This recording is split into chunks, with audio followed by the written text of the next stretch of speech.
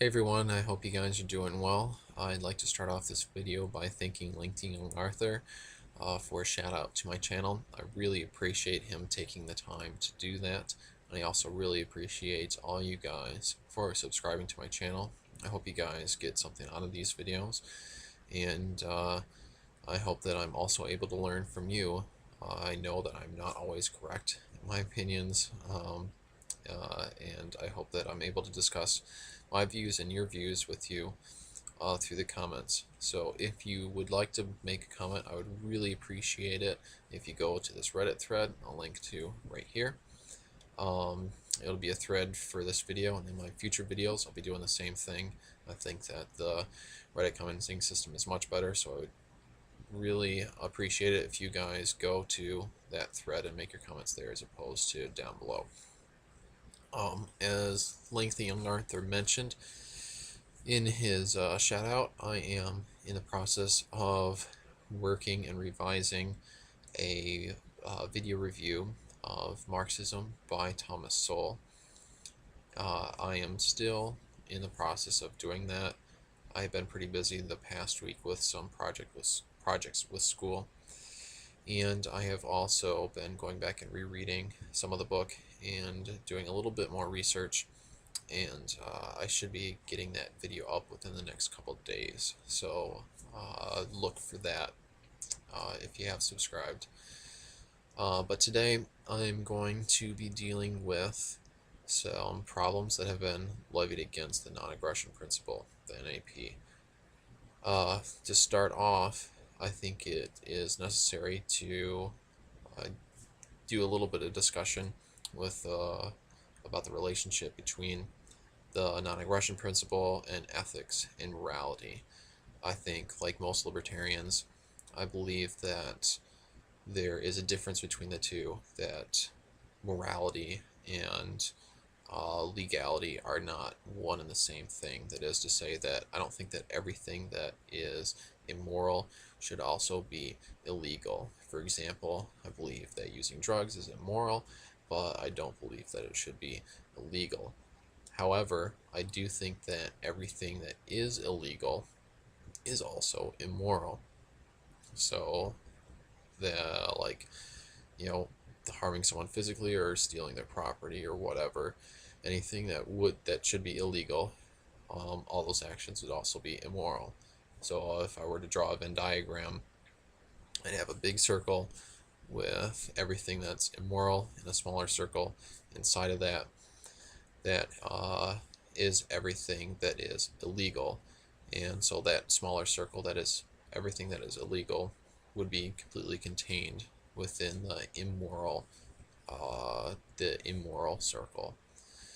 Now, the non-aggression principle is usually considered, and I consider it to be a principle that is that deals with legality. So, the non-aggression principle is a principle that describes everything that should be illegal, and since everything that is illegal is also immoral, the non-aggression principle, you know, also describes a bunch of things that are immoral. So one way that a lot of people will attack the non-aggression principle is by giving a scenario in which a specific action that is to be taken would be moral, that would be a moral action, but violates the non-aggression principle. In other words, it breaks down this whole idea. Now, one scenario that is given, one that is given by Michael Humer, and one that he gave at PorkFest last year, I think, is an example where you and possibly a group of people are going camping in the woods, and you've had some problems, and that you've lost your food and you've lost your tents and whatnot, and you're basically wandering through the woods starving. And during that process, during your wandering, you've come across a cabin in the woods, and you look in the window and you see that is food inside the cabin. And Michael Huemer will present this story to his audience and say, well, how many of you would break in to the cabin and take the food? And within that, he's implying that if you decide that you would break in, uh, that's kind of implying that you believe that to be like a moral or an ethical action. And most people would say that, yeah, in order to save myself and in order to save, if there's other people with me, in order to save those other people, I would break into the cabin. And I do think that it would be okay and it would be moral for me to do that. However, this would apparently violate the non-aggression principle, the NAP, because I am trespassing and I am stealing from another person. Now, in order to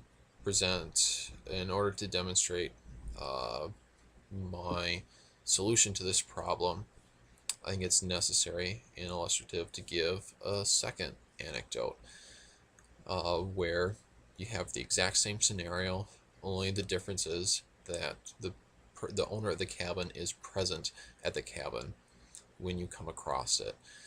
And when you go up and you knock on the door and you ask the owner if you can come inside and if you can possibly exchange for some of the goods, and the owner of the cabin looks at you and says, no, I'm not going to do that. I'm not under any circumstances going to allow you to come in or to eat any of my food, even if you're willing to exchange, even if you're willing to give me a bunch of money for it, I'm not willing to do that.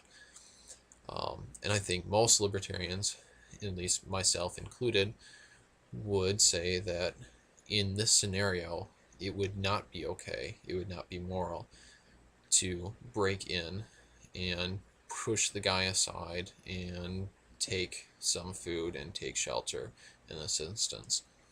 And so, clearly we have two different views between the two scenarios. In one scenario, it is believed to be okay and moral to break in and to aggress against the property of this individual in order to take food and shelter. But in the second scenario that I gave, it is not okay to break in and to take the food and to take shelter.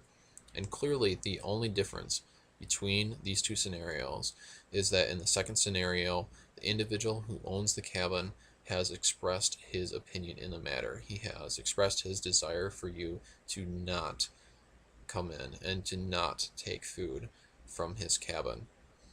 Whereas in the first case, the opinion of the owner is ambiguous. You can't know the opinion of the owner because he is obviously not present, assuming it's a he that owns the cabin.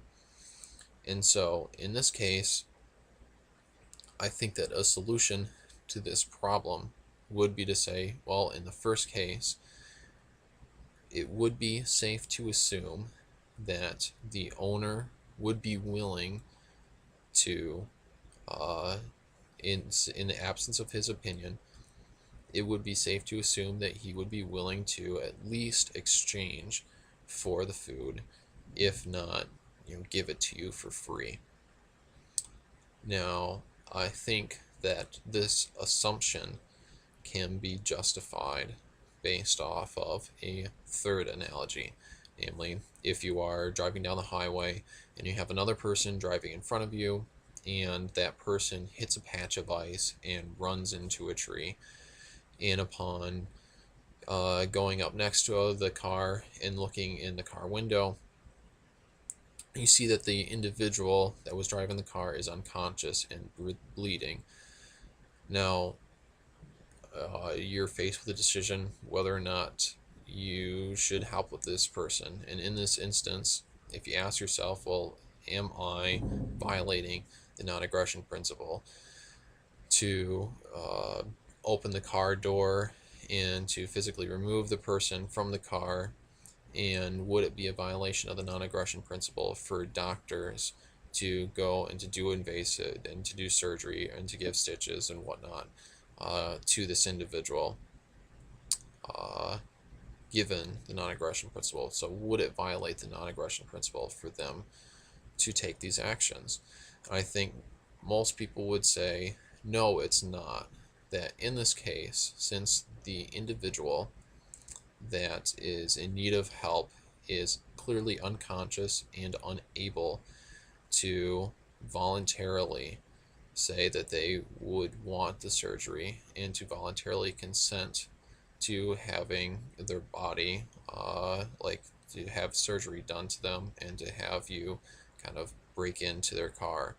I think absent their consent, their voluntary consent, in some cases, it is uh, it is justified to assume that the individual is going to respond in a certain way. And clearly, in this case, it is, in the case of the accident, that it is safe to assume that the individual, if they were conscious, they would want you to help them, and they would want the doctors to help them, and they would voluntarily consent to having you like come into their property of their car and to do surgery upon them.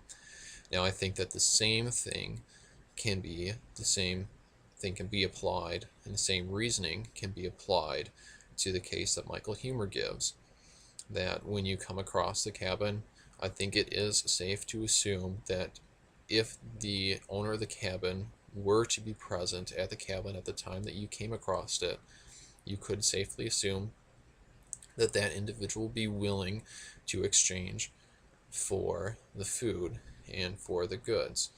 And I think that since it is safe to assume that the person would voluntarily exchange for those goods and would voluntarily exchange for some shelter that the cabin provides, I think that it is that you can logically deduce that this is not going to be a violation of the non-aggression principle, since the individual that owns the property and owns the food would, if they were there, would most likely voluntarily allow you to take shelter and to take food.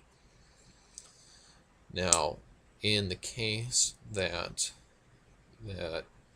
later on, if you do take, let's assume that you do take the food, and later on the person that does own the cabin finds out through maybe a security camera or some other means that you did come across their property and that you did take food, and that the owner did not want you to violate, that they would essentially have the same decision as the person before, or as the person that I presented in my scenario, that they would not want you to take the food. Clearly, this person could take you to court and force you to pay some money and to repay him for the food and for any damages that may have been caused by the lock on the door and whatnot. And I think that this could be uh, a possible solution in a free society. But nonetheless, whatever the person thinks at that time, at a later date after the event has occurred, I think does not affect the instance at the time when you come across the cabin. That at this point of time, I think it is safe to assume that the person would be willing to voluntarily exchange for you, would be willing to exchange for his food. And even after that, I think that it would be ethically and it would be beholden upon the individual that does take the food and that does break in, that they should go and try to find out the person that owns the cabin and try to repay them for any food that they took. So anyway, that's my solution to this problem. Again, if you think that I'm incorrect or that I made some error, I know that I'm not perfect, and that I could very easily be wrong. I would love to hear from you, or if you have any additional thoughts, I'd love for you to go to this Reddit thread and comment. I really appreciate it, and I hope you guys enjoyed this video, and I'll see you in the near future. Thanks.